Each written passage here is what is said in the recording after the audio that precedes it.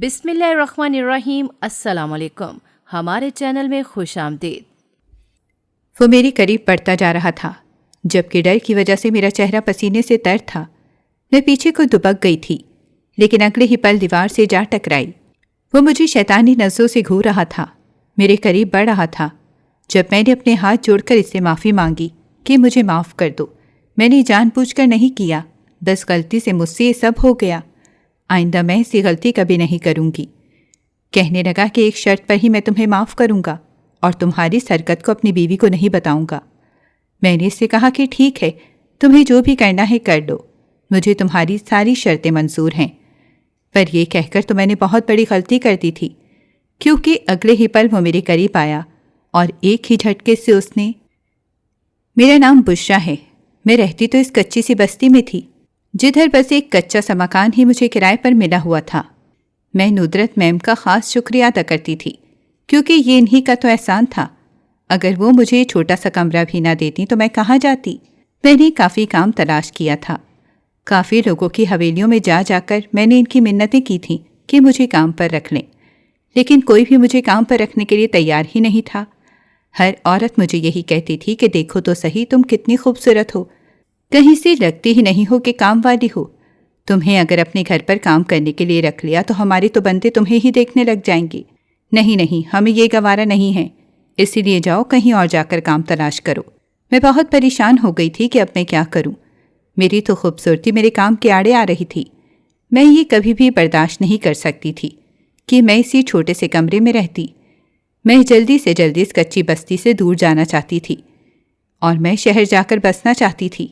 اگر میں شہر چلی جاتی تو وہاں مجھے آسانی سے کام مل جاتا، پر جب سے میں اس بستی کے آس پاس کے علاقوں میں کام تلاش کر رہی تھی، مجھے کوئی بھی کام نہ ملا۔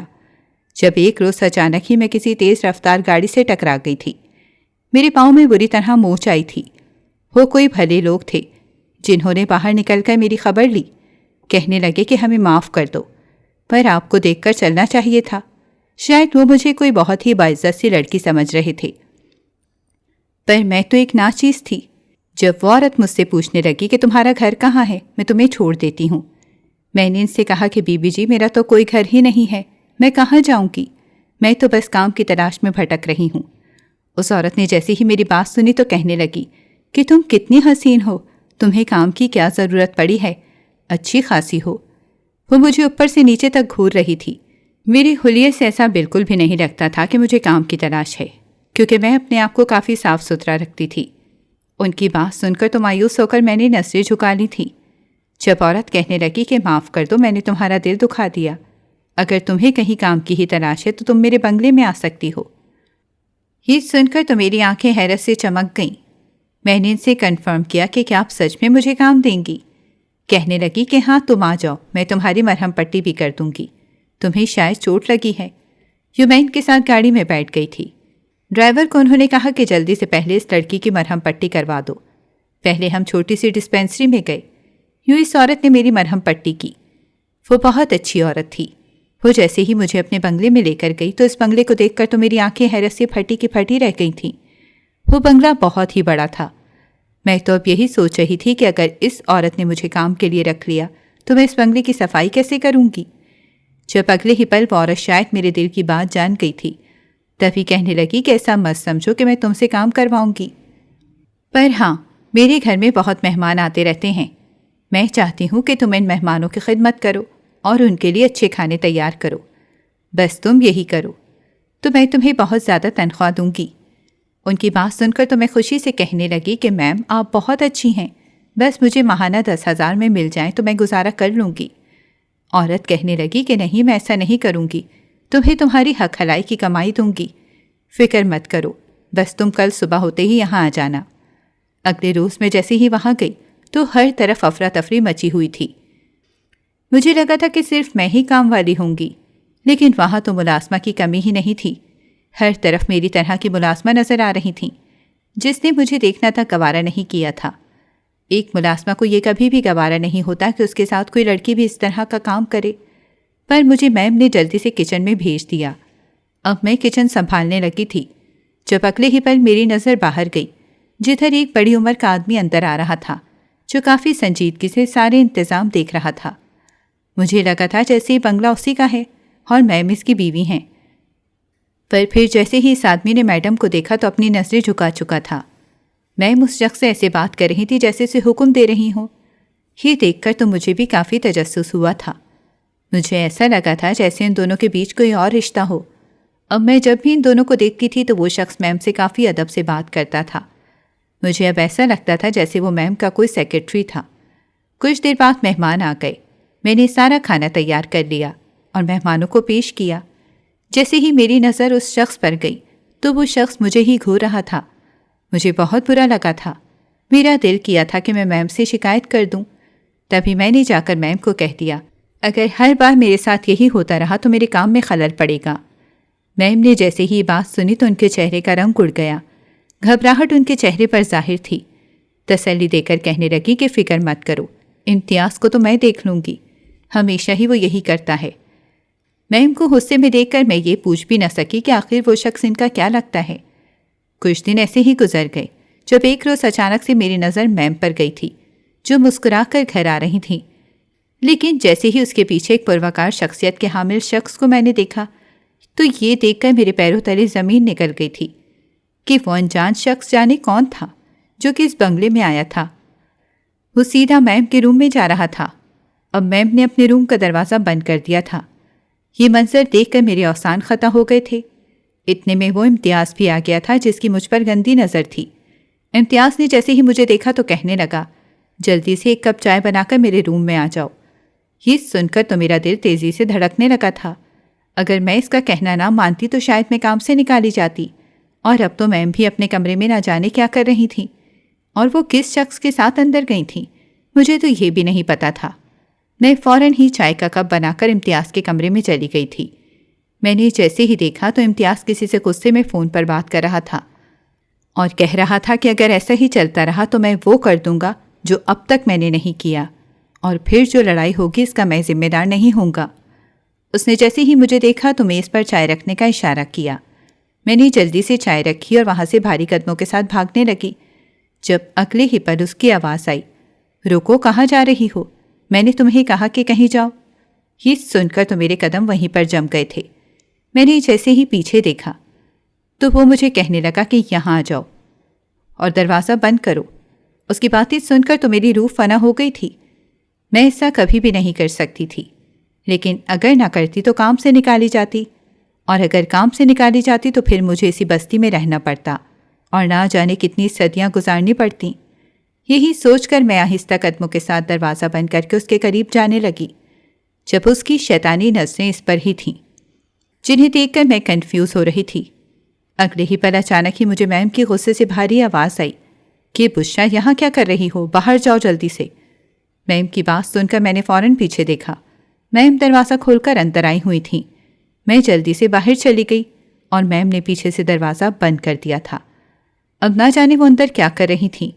وہ امتیاز سے یقیناً کوئی بات کر رہی تھیں۔ کچھ دیر بعد امتیاز جیسے ہی باہر نکلا تو مجھے ایسے دیکھ رہا تھا جیسے جان سے مار دے گا۔ میم مجھ سے کہنے لگی کہ جاؤ میرے کمرے کی صفائی کر دو، میرا کمرہ بہت گندا ہو گیا ہے، اور ہاں یاد رہے کہ میرا کمرہ دھونا ہے۔ ملازموں کو میں نے چھٹی دے دی ہے، اسی لیے اب یہ کام تمہیں ہی کرنا ہے۔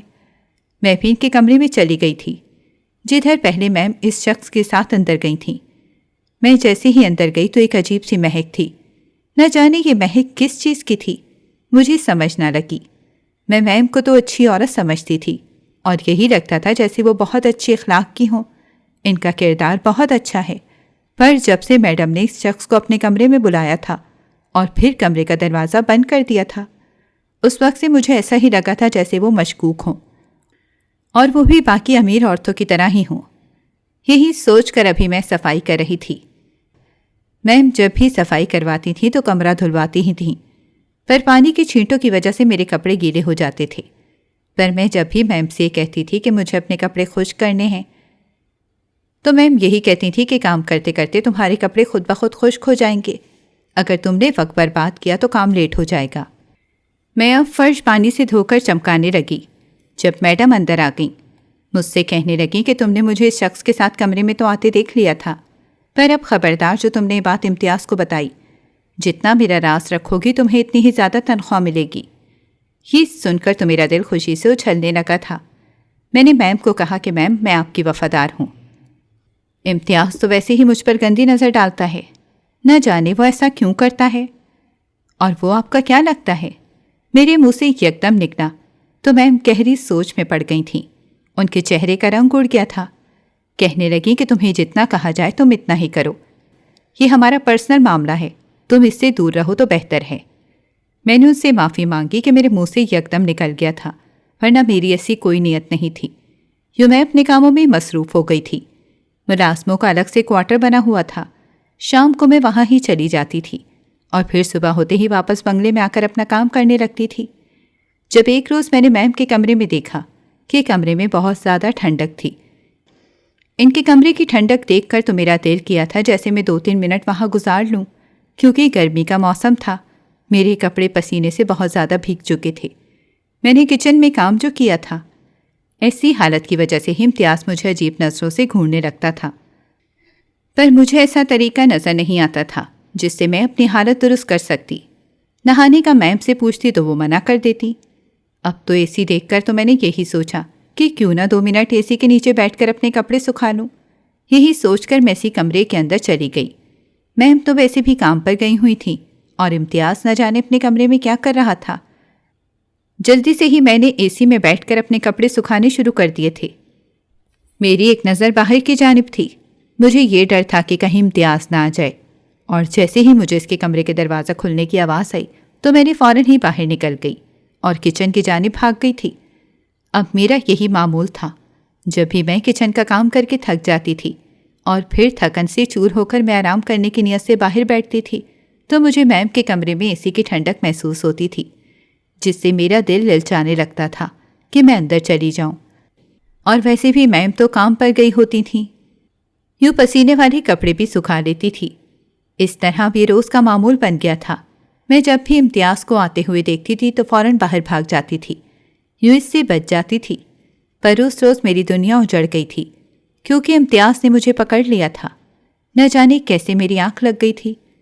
میں جیسے ہی میم کے کمرے میں اے سی کی ہوا لینے کے لیے گئی تھی اور اپنے کپڑے سکھانے لگی تو مجھے اتنا سکون ملا تھا کہ میری آنکھ لگ گئی تھی۔ میں نے جیسے ہی اپنی آنکھیں کھولی تھی تو سامنے امتیاز کو دیکھ کر میری روح فنا ہو گئی تھی۔ میں نے ایک چیخ کے ساتھ اس سے فاصلہ بنایا تھا، پر امتیاز کہنے لگا کہ فکر مت کرو، تمہاری میم تو چلی گئی ہیں، اب ہم دونوں ہی اس بنگلے میں ہیں۔ اس کی یہ باتیں سن کر تو میرے وجود میں سنسنی سی دوڑ گئی تھی۔ میں نے کبھی نہیں سوچا تھا کہ وہ مجھ سے ایسی بھی بات کرے گا۔ وہ اتنی بے باک باتیں کر رہا تھا کہ میں نے کبھی سوچا نہیں تھا کہ کوئی مرد مجھ سے ایسی باتیں کرے گا۔ میری زندگی میں کسی بھی مرد سے پالا نہیں پڑا تھا۔ یہ پہلا مرد تھا جو مجھے عجیب نظروں سے گھورتا تھا، ورنہ میں نے کبھی بھی کسی مرد سے بات تک نہیں کی تھی۔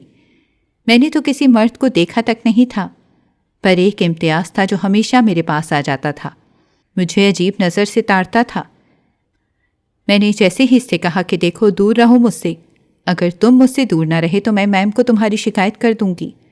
جب امتیاز کہنے لگا کہ تم نے تو میری شکایتیں 1000 دفعہ میم کو کی ہیں، پر میم نے تو کوئی قدم ہی نہیں اٹھایا، تم نہیں جانتی کہ وہ یہ سب کیوں کر رہی ہیں۔ یہ سن کر تو مجھے بھی ہول اٹھا تھا کہ کہیں یہ دونوں آپس میں ملے نہ ہوں، پر امتیاز کہنے لگا کہ دیکھو اب تم پکڑی گئی ہو، تم یہ روز کا کام کرتی ہو، میں نے تم پر اگر الزام لگا لیا کہ تم چپکے سے میم کے کمرے میں جا کر چوری کرتی ہو تو تمہاری میم تو تمہیں کام سے نکال دیں گی۔ اس کی بات پر میں نفی میں سر ہلانے لگی کہ دیکھو ایسا مت کرنا، اگر تم نے ایسا کیا تو میری نوکری چلی جائے گی، مجھے کوئی بھی کام پر نہیں رکھے گا۔ میں غربت کی ماری ہوں، مجھے کام کی ضرورت ہے، اگر یہ کام نہ ملا تو پھر مجھے کوئی بھی کام نہیں دے گا۔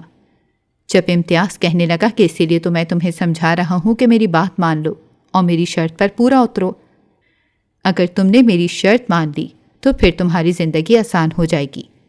یہ سن کر تو میں بوکھلا گئی تھی۔ میں نے جلدی سے کہہ دیا کہ ٹھیک ہے، مجھے تمہاری ساری شرطیں منظور ہیں۔ میں اتنی کنفیوز ہوئی تھی کہ میں نے اس سے شرط سننا گوارا ہی نہیں کیا۔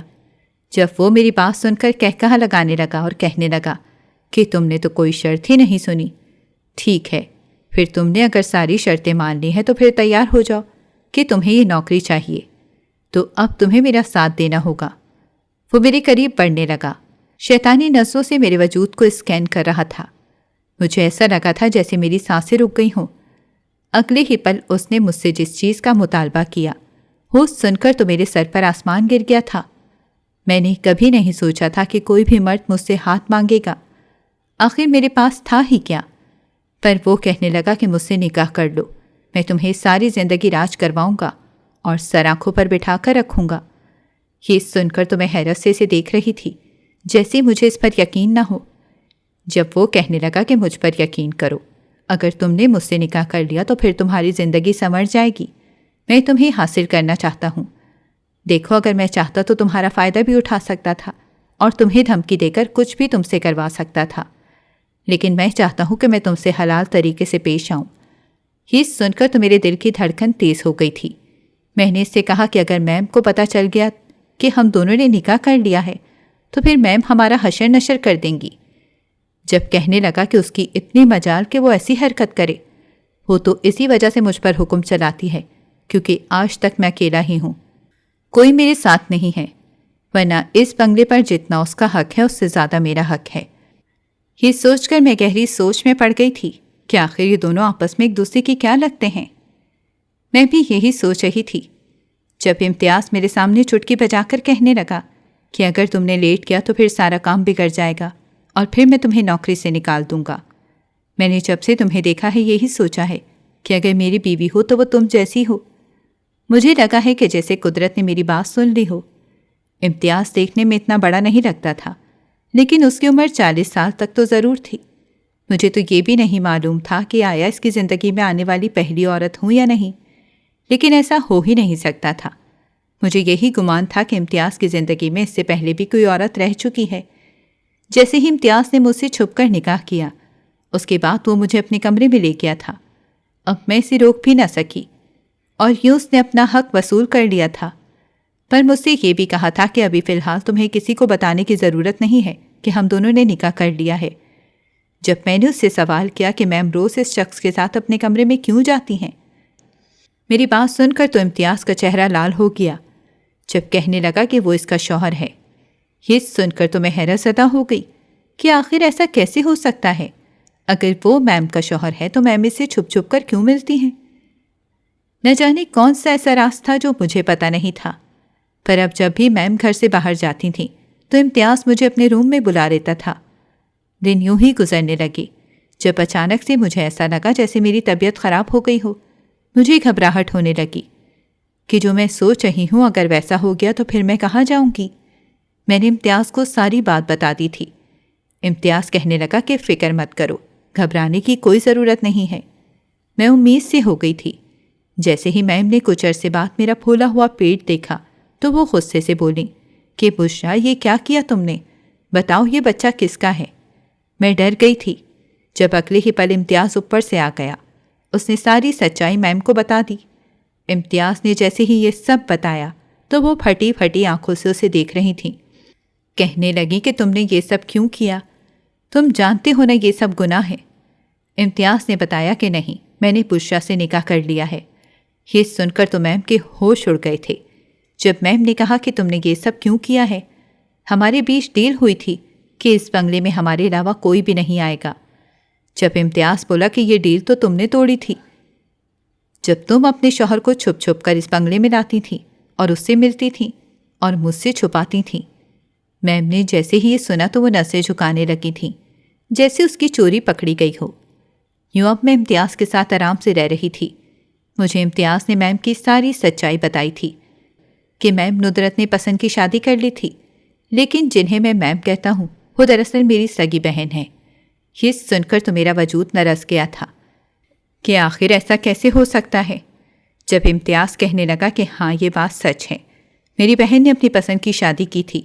میرے ماں باپ اس کے خلاف تھے کیونکہ ہمارے خاندان میں یہ رواج نہیں تھا کہ خاندان سے باہر شادی ہو، پر میری بہن نے پھر بھی چھپ کر شادی کر لی تھی۔ وہ جذبات کی آگ میں اتنا جل رہی تھی کہ اس نے کسی کو بتانا مناسب نہیں سمجھا۔ جیسے ہی اماں ابا کو پتہ چلا تو اماں تو بیمار پڑ گئی تھیں، پر ابا موقع پر ہی ہمیں چھوڑ کر چلے گئے تھے۔ اماں میری بہن سے ناراض ہو گئی تھیں اور کچھ عرصے بعد وہ بھی چھوڑ کر چلی گئی تھیں۔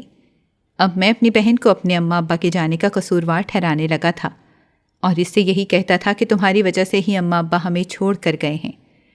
میری بہن یہی کہتی تھی کہ میں نے اس شخص کو چھوڑ دیا ہے، پر میں نے اس سے یہی بولا کہ اب کیا فائدہ، اب تم اس شخص کے ساتھ رہو یا نہ رہو، اماں ابا تو مجھے چھوڑ کر چلے گئے نا، یہ سب تمہاری وجہ سے ہوا ہے۔ پر بہن اب میرے سامنے اس شخص سے ملتی بھی نہیں تھی۔ مجھے ایسا ہی لگنے لگا تھا جیسے اس نے علیحدگی اختیار کر لی ہو، پر میں کہاں جانتا تھا کہ میری بہن ابھی بھی اس سے ملتی ہے۔ وہ کسی اور کو اس گھر میں آنے نہیں دیتی تھی، اور یہی لگتا تھا کہ ہم دونوں ہی اس گھر میں رہتے ہیں۔ پر جب سے تم اس گھر میں آئی تھی تو مجھے ایسا لگا تھا جیسے یہ بھی میری بہن کی کوئی چال ہو۔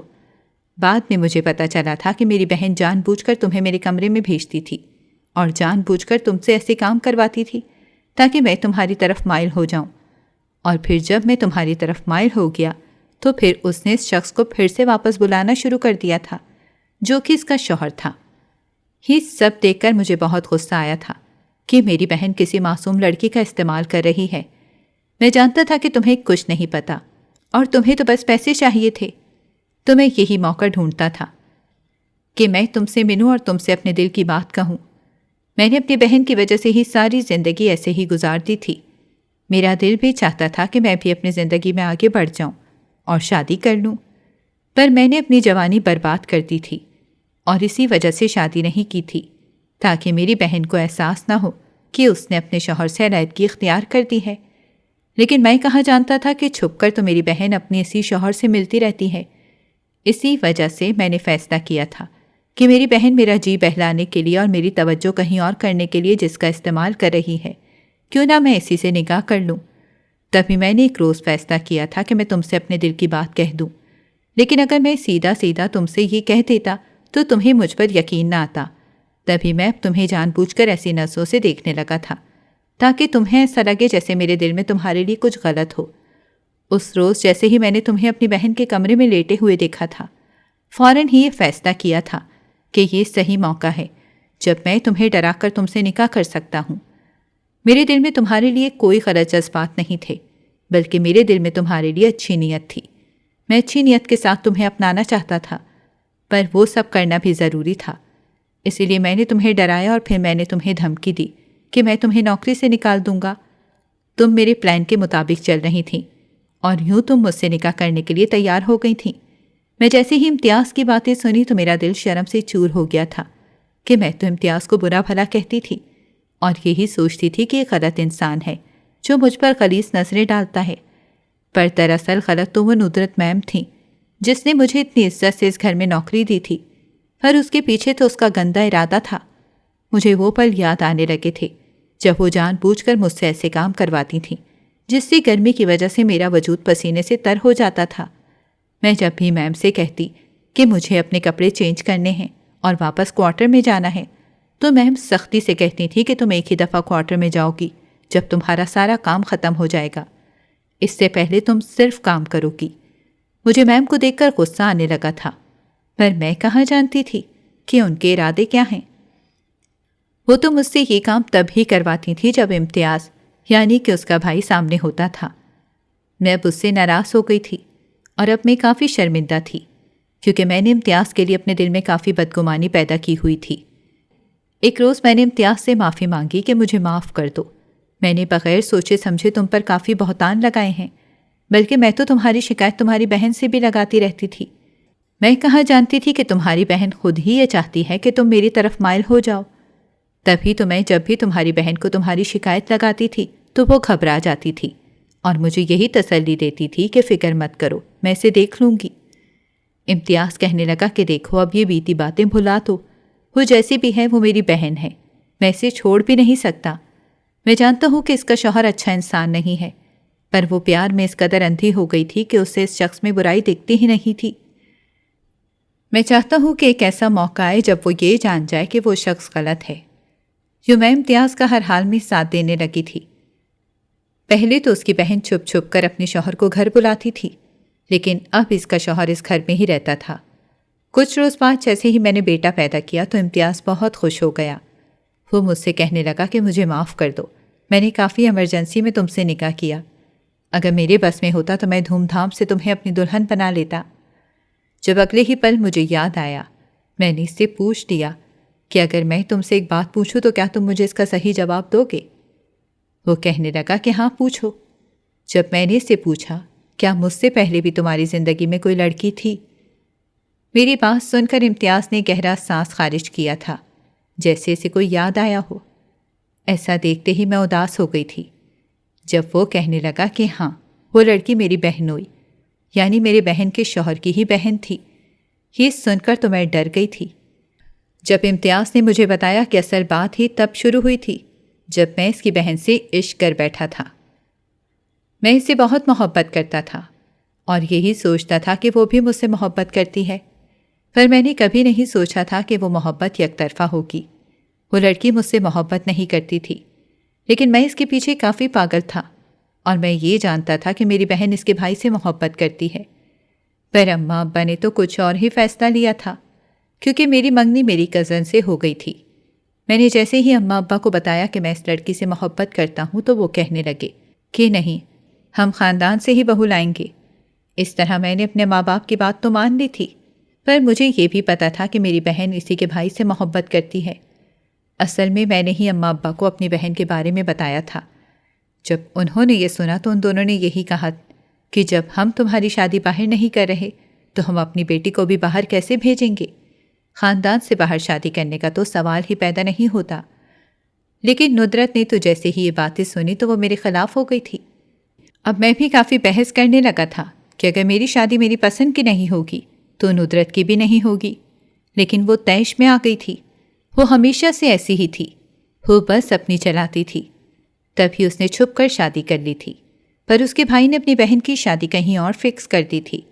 یوں میں ہاتھ ملتا رہ گیا تھا۔ اماں ابا کو جیسے ہی دھچکا لگا تھا تو وہ کچھ عرصے بعد ہی ہمیں چھوڑ کر چلے گئے۔ اس کے بعد ہی میں نے انکار کر دیا تھا کہ میں ساری زندگی شادی نہیں کروں گا۔ میری بہن نے کافی لڑکیوں کے رشتے مجھے دکھائے، پر میں ایک ہی رٹ لگا کر رکھتا تھا کہ میں شادی نہیں کروں گا۔ میری بہن یہی کہتی تھی کہ ٹھیک ہے، پھر میں بھی اپنے شوہر سے دور رہوں گی اور اس سے طلاق لے لوں گی۔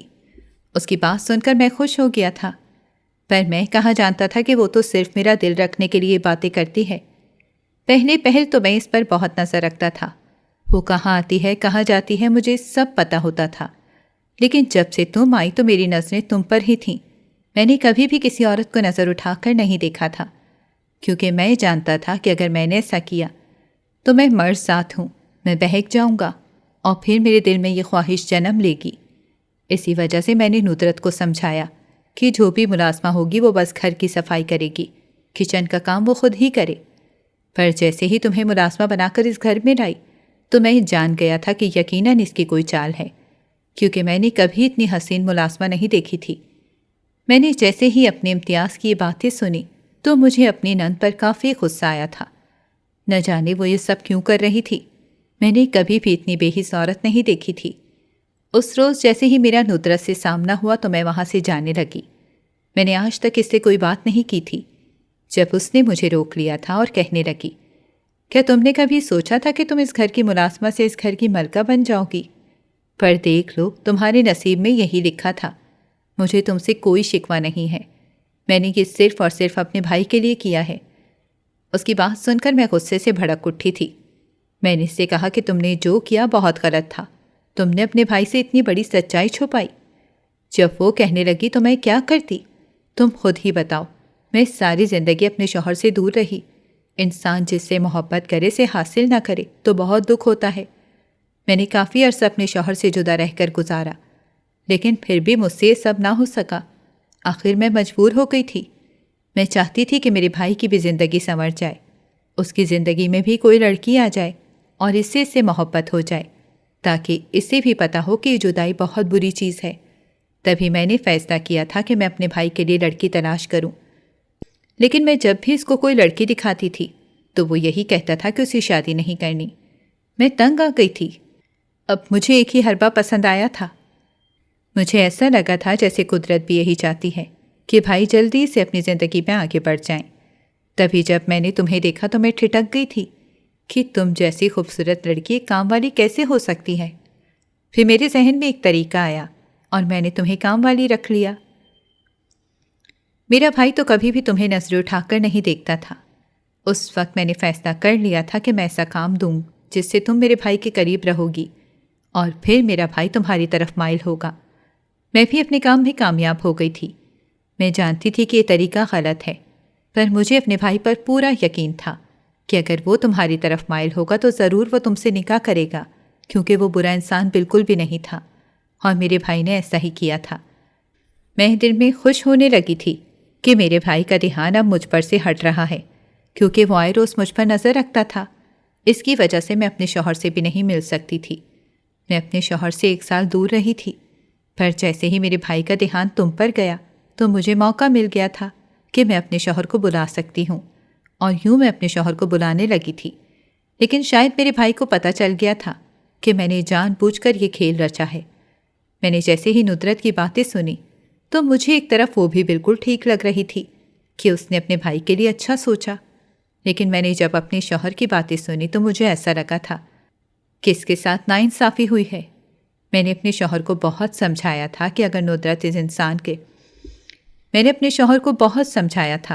کہ اگر ندرت اس انسان کے ساتھ ساری زندگی گزارنا چاہتی ہے اور اس کے ساتھ رہنا چاہتی ہے تو اسے موقع دے دیا جائے۔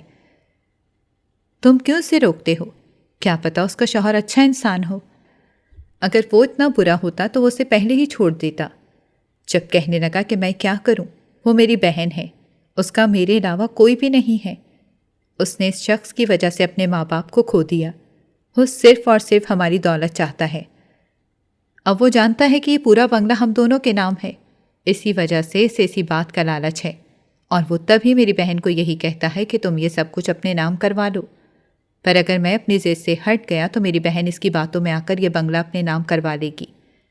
پر اب اس کو پتہ چل گیا ہے کہ یہ بنگلہ اس کے نام نہیں ہو سکتا، اسی لیے وہ میری بہن کو بہت جلد چھوڑ دے گا۔ میں ہکا بکا ہو گئی تھی کہ وہ اتنے یقین کے ساتھ یہ بات کیسے کہہ سکتا ہے، لیکن پھر کچھ دیر بعد میں نے خود اپنی آنکھوں سے وہ سب منظر دیکھ لیا تھا۔ ندرت کافی روتے ہوئے گھر آئی تھی۔ اس نے خود کو کمرے میں بند کر دیا تھا۔ اس کا بھائی اسے پکار رہا تھا کہ دروازہ کھولو۔ کچھ دیر بعد جیسے ہی اس نے دروازہ کھولا تو وہ اپنے بھائی کے ساتھ لگ کر پھوٹ پھوٹ کر رونے لگی تھی۔ کہنے لگی تھی کہ مجھے معاف کر دو، آج مجھے پتہ چل گیا کہ وہ دھوکے باز انسان تھا جس نے مجھے ساری زندگی دھوکا دیا ہے۔ میں نے اس کے لیے کیا کچھ نہیں کیا، اس کے لیے اپنے ماں باپ کے خلاف چلی گئی، یہاں تک کہ اپنے اماں ابا کو کھو دیا۔ میں نے آپ سے بہت زیادہ جھوٹ بولے، لیکن اس شخص نے صرف اور صرف پیسے کے لیے مجھ سے پیار کیا تھا، بلکہ وہ تو مجھے دھوکا دیتا رہا تھا۔ میرے ساتھ ساتھ اس نے کئی لڑکیوں کو اپنا گرویدہ بنایا ہوا تھا۔ آج اس کی ساری سچائی مجھ پر کھل گئی تھی، پر اب میں اس کے جھانسے میں بالکل نہیں آؤں گی۔ یہ وہ دونوں ایک دوسرے سے راضی ہو گئے تھے۔ ندرت نے اپنے شوہر سے طلاق لے لی تھی، اور اس کے بعد اس نے فیصلہ کر لیا تھا کہ وہ اپنی زندگی میں آگے بڑھ جائے گی۔ یوں ہم سب کے بیچ سب کچھ ٹھیک ہو گیا تھا۔ میں بھی اس بستی کو چھوڑ کر اس گھر میں رہنے لگی تھی۔ میں نے کبھی نہیں سوچا تھا کہ میرے نصیب مجھے ایک کچی سی بستی کے مکان سے اتنے بڑے بنگلے میں لے آئیں گے، اور میں جس بنگلے کی کام والی ہوں گی کبھی میں اس کی ملکہ بن جاؤں گی۔ پر اب یہ حقیقت تھی جسے میں نے قبول کر لیا تھا۔ ناظرین، اگر آپ کو ہماری کہانی اچھی لگی ہے تو ویڈیو کو لائک کریں، شیئر کریں اور ہمارے چینل کو سبسکرائب کریں۔ اگلی ویڈیو تک اجازت دیں۔ اللہ حافظ۔